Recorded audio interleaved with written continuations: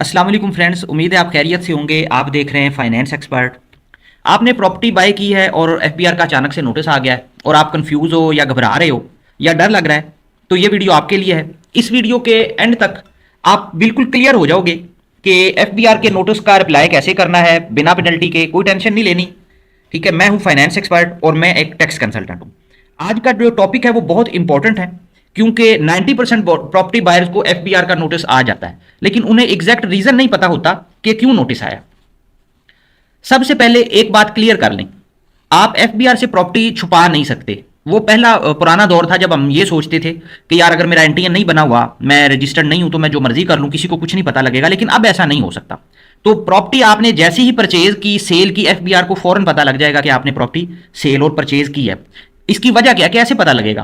क्योंकि जो registrar office है ना, जिस भी सिटी में आप जाएं, या डीएचए, बहरिया, या दूसरे एलडीए, सीडीए, हाउसिंग सोसाइटीज, जब भी कोई प्रॉपर्टी रजिस्टर होती है, डाटा ऑटोमेटिकली जो है ना वो एफबीआर के पास चला जाता है। और अगर आप चेक भी करना चाहो ना, तो यहां पे आपको डाटा मिल भी जाता है। ये मैंने अपनी वीडियोस में बताया भी। यही एमआईएस में आप आएंगे, इंफॉर्मेशन सेंटर में, यहां पे आपने पेमेंट डिटेल पे क्लिक करना है। जिस साल की भी आप डिटेल चेक करना चाहो ना, ये जैसे टैक्स ईयर 2025 है, इसको सर्च करेंगे। जहां जहां पे आपके टैक्सेस की डिडक्शन हुई होगी, प्रॉपर्टी सेल परचेज पे, बैंक में, किसी भी जगह, ठीक है, तो प्रॉपर्टी की तो लाजमी, तो वो आपको यहां पे मिल जाएगी। अगर आपने 2024 की देखनी है तो वो आप सर्च करेंगे, अगर होगी तो वो आ जाएगी। और अगर कोई प्रॉपर्टी आपकी सेल परचेज नहीं हुई तो वो नहीं आएगी।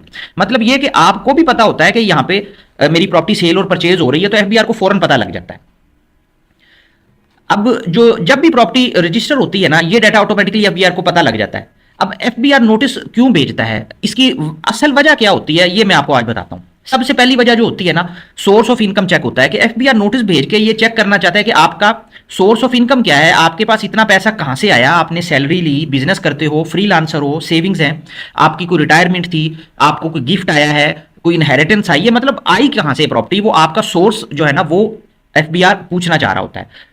नंबर टू जो रीजन होती है, मेन वजह जब नोटिस आने की, ये होती है कि आपने अपनी रिटर्न नहीं फाइल की होती। मतलब ये कि आपने 2024 में एक प्रॉपर्टी परचेज की थी, आपने 2024 की रिटर्न नहीं फाइल की, तो एफबीआर 2025-26 में कभी भी आपको नोटिस भेज सकता है कि जी आपने उस साल प्रॉपर्टी परचेज की थी, ये आपका टैक्स पे हुआ था, तो आपने अपनी रिटर्न क्यों नहीं फाइल की। ठीक है, तो एक ये रीजन होती है कि जब आप प्रॉपर्टी बाय करते हो या सेल करते हो तो आप अपनी रिटर्न नहीं फाइल करते, इसकी वजह से भी नोटिस आ जाता है। थर्ड जो रीजन होती है वो वेल्थ स्टेटमेंट की अंदर जो है ना वो आपकी एरर्स होती हैं। प्रॉपर्टी परचेज का मतलब होता है कि आपने अगर प्रॉपर्टी परचेज की है तो वेल्थ स्टेटमेंट अपडेट होनी चाहिए, वो वहां पे रिफ्लेक्ट हो आपकी प्रॉपर्टी के, ये आपने प्रॉपर्टी परचेज की है। अगर वो आपकी वेल्थ पे रिफ्लेक्ट नहीं होगी तो एफबीआर के पास तो डाटा चला ही गया है कि आपने प्रॉपर्टी बाय की है, तो एफबीआर आपको अंडर सेक्शन 111 का नोटिस भेज देगा, 122(9) का नोटिस भेज देगा कि जी ये आपने प्रॉपर्टी परचेज की थी, आपने डाटा गलत सबमिट किया है, ठीक है, तो आप इसको एक्सप्लेन करें क्यों नहीं आपने शो किया, तो नोटिस आ जाता है। तो इसलिए आपने अपनी जो वेल्थ स्टेटमेंट है उसको अच्छे तरीके से मैनेज करके बनाना होता है, कोई चीज आपने हाइड नहीं करनी। जो इंपॉर्टेंट लॉ सेक्शंस है ना, जिसके जिसके नोटिस आ जाते हैं, एक तो सेक्शन 114 है, उसमें वो यही कहता है कि आप रिटर्न फाइल करें। प्रॉपर्टी खरीदने वाले को अक्सर रिटर्न फाइल करनी होती है, क्योंकि अगर आप रिटर्न फाइल करोगे तो फाइलर भी हो जाओगे और आपका जो सोर्स ऑफ इनकम है वो भी एफबीआर के पास चला जाएगा। 116 का नोटिस आ जाता है, वेल्थ स्टेटमेंट। इस नोटिस नहीं आता, नॉर्मली 116 की वेल्थ स्टेटमेंट होती है। तो इस सेक्शन के अंदर आप एफबीआर को बता देते हो कि मेरे एसेट्स ये हैं, मेरे एक्सपेंसेस ये हैं, मेरे पास नॉर्मल टैक्स में कितनी इनकम आ रही थी, एग्जाम्प्ट कितनी थी, फाइनल कितनी थी, ये सारी चीजें। जो नोटिस आता है वो आपको अनएक्सप्लेन्ड इनकम का जो है ना वो सेक्शन 111 का नोटिस आता है।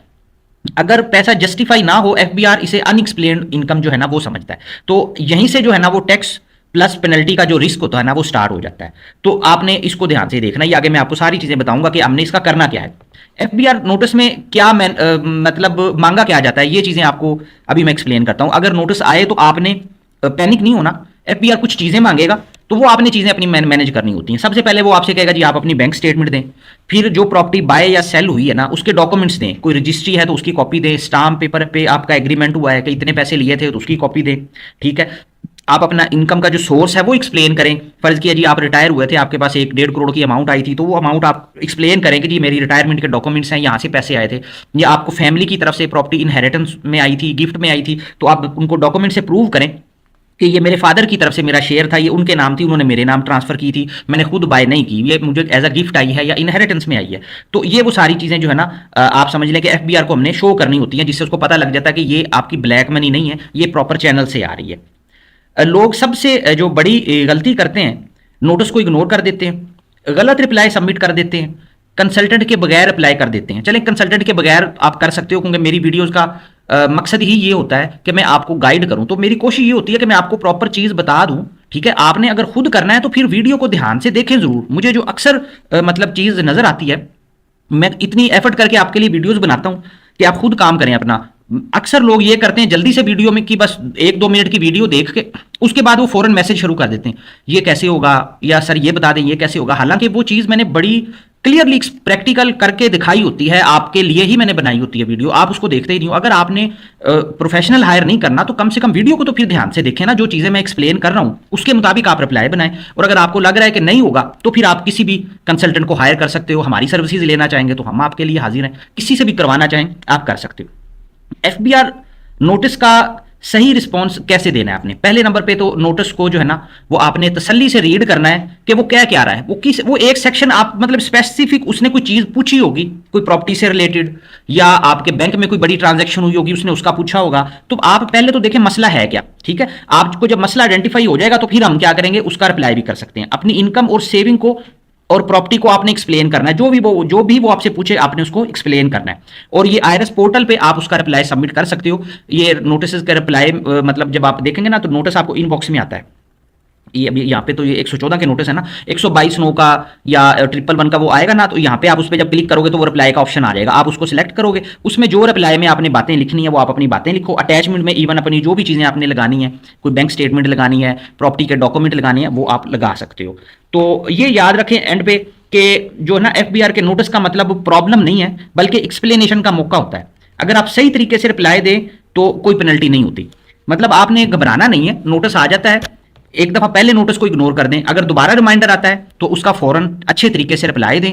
अटैचमेंट में जो डॉक्यूमेंट उसने मांगे हैं वो उसको डॉक्यूमेंट दें, तो इंशाल्लाह आपका जो मामला है वो वैसे ही सेटल हो जाएगा। अगर वीडियो आपको अच्छी लगे तो इसको लाइक और शेयर जरूर कीजिएगा, कमेंट में बताइएगा नेक्स्ट किस टॉपिक पे आपको वीडियो चाहिए। अपना बहुत ज़्यादा ख्याल रखिएगा। थैंक यू, अल्लाह हाफिज़।